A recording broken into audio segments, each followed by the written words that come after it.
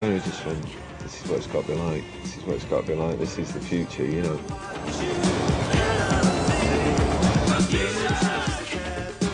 We get back to England and we all think, why isn't there one of these here in Manchester?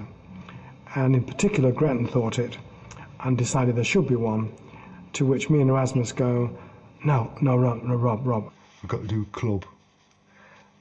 And the reason, as he gave it, and I'll never forget this, why they were doing this club with Tony, was it'll be a really good way to get money out of factory. How bloody wrong he was. They were in a state of shock still about losing their lead singer. You know, it took them a good few years, if at all, to get out of it. Oh, hang on, they were a bit dazed. We'll open a nightclub. You know, we'll spend a bit of their money on a nightclub. We did have nowhere to go.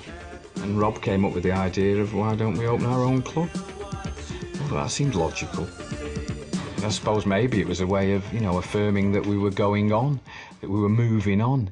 Maybe it was Rob and Tony thinking, right, we'll show the world. We might have lost him, but we'll show him we're still a force to be reckoned with, you know.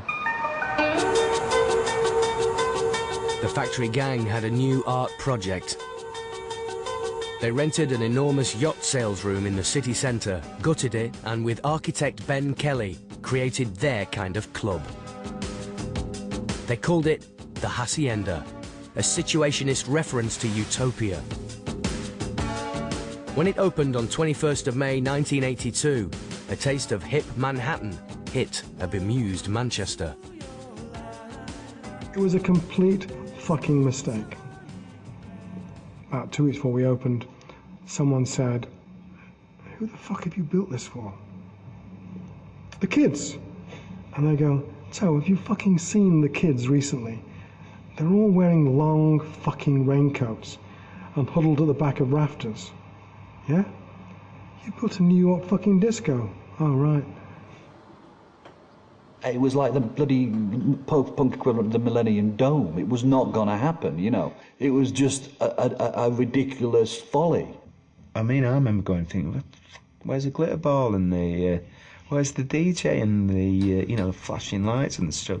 Oh, we're not having it like that. It was cold, it was minimalist, and it wasn't very welcoming. It was free and the sound was appalling.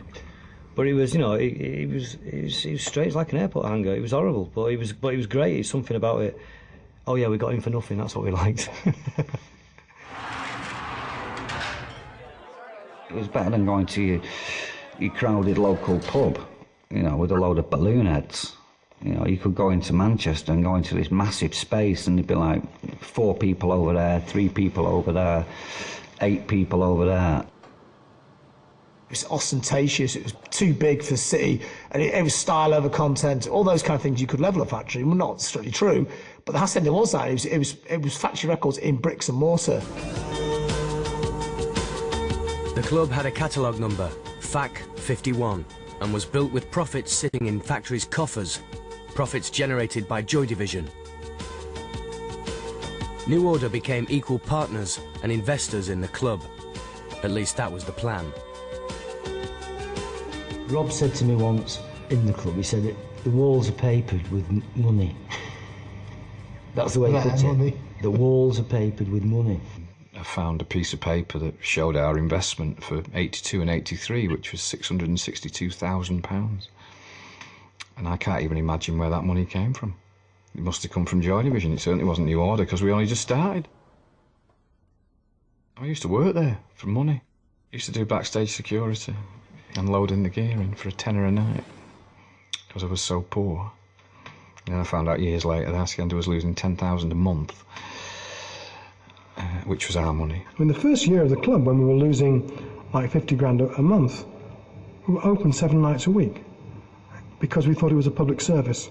Oh, it's just stupid. But Manchester in the 1980s was still a city in dire need of investment. Young people didn't have the expectations or aspirations that the Hacienda was already selling. The winters were long and foggy and cold, and there was no outside stimulus to keep you interested. So I think people turned in on themselves, you know. Your option was go and work in a factory or go on the dole. There was no options. There was no money in Manchester. There was no opportunities. Tony kept his day job, and Tony had never worked in the music industry, and Tony was in charge of things, but it was in charge of something he'd never, you know, as far as I know, he'd never been in charge of a business before. Rob, you know, quintessentially managing Joy Division New Order. Rob hadn't managed a group before, so he was not in music management. I was just in the process of graduating from art college, so I'd actually never done anything professional before. But we sort of knew what we wanted for ourselves. My dad always used to say to me, "What's Tony Wilson doing about your tax?" And I used to say to Tony, "Tony, what are you doing about our tax?" He'd say, "Oh, it's sorted, your tax is sorted." Anarchy seemed to work for us. It seemed to be working. Why should we change it, you know? Why should we get an accountant in? Why should we get a lawyer in? It's working great. But it wasn't working. Not in any traditional sense. Not as a record label. It didn't want to. That was the non-business plan. You had no press department, you had no promotions department, you had no one pushing the record. You used to just make it and make it, you know, someone would make a glorious sleeve for you and it'd be this artifact, really. One of the jokes at the time was factories don't release records, they let them escape. Yeah. Factory Records got a really fantastic catalogue, which when you go back and listen to it, it's got loads of great gems in there. Bands like Section 25, amazing, you know, it's not just Joy Division, it's the smaller bands that make it really interesting.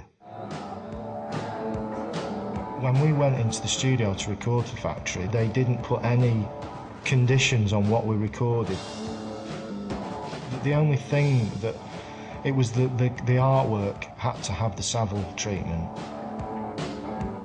It's a beautiful object, but it was so expensive to produce, even to the extent that the inner sleeve, which was a marbled effect, we had to pay a licence every time one was made to a company in Italy, wasn't it? Didn't lose money, but... No, we never lost. Lindsay used to work in the office. She once told me that we'd never ever lost money for Factory. Not promoting was brilliant. In a world where everyone's promoting and you're not, you stand out a mile.